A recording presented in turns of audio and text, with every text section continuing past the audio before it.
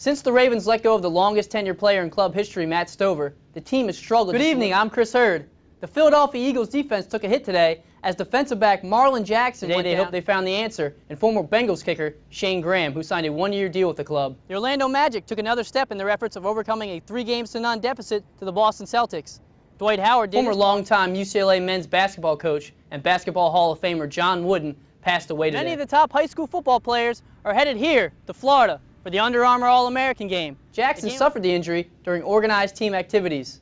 The injury opens the door for second-round pick Nate Allen. The series heads back to Boston for Game 6. Potential Game 7 will be right back here in Orlando. Reporting from the Amway Arena, I'm Chris Hurd.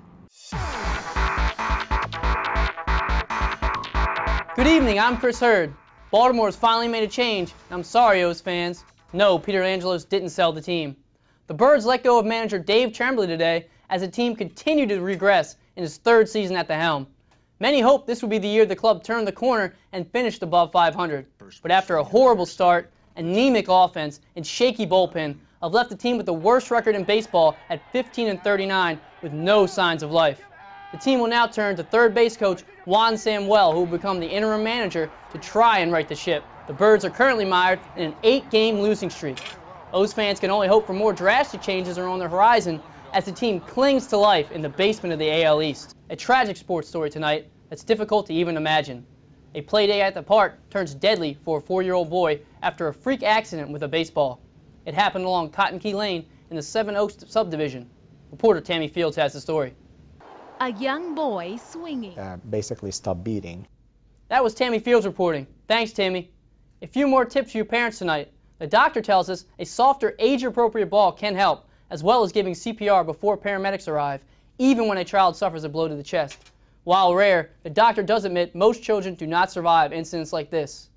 Switching gears to the world of horse racing, over the past few months, 3 different horses have taken spills during major horsing events. Some in the racing industry say the answer to keeping horses safer is artificial turf. Sports reporter Catherine Birch visited a synthetic track created in hopes of ending equine injuries. Thoroughbreds are big in Ocala. Catherine Birch. The animal rights group, People for the Ethical Treatment of Animals, are calling for the mandatory use of those synthetic track surfaces you just saw. They also want a ban on horse racing for horses younger than 3. More than 11,000 people in our county have nowhere to live. They sleep in shelters or in cars, and they eat in soup kitchens. The atmosphere isn't the best. So you may be wondering, what does that have to do with the world of sports? First, this is the Trinity Cafe. It opened its doors way back in 2001. It's a peaceful place for the homeless to try to enjoy a hot meal. Trinity Cafe's founders wanted more than a soup kitchen or a shelter. They wanted to create an environment that protected the dignity of the people who shared a meal. That's where the Bel Air Country Club comes in. Today, some 200 people who believe in this mission are sharing a game of golf. They're raising money for people they've never even met. And that if you really want to put something in a spiritual bank account that can never be taken away from you, you try to do good things for people who can never repay you. I think these are starving and lonely hearts, and very often we believe that this is the only smile or kind word that they're going to receive is when they visit Trinity. The golfers raised $100,000 at today's golf tournament. That amount will keep Trinity open for another 6 months. Well, that's all for sports. Jeff and Jill will be back with today's headlines right when we come back.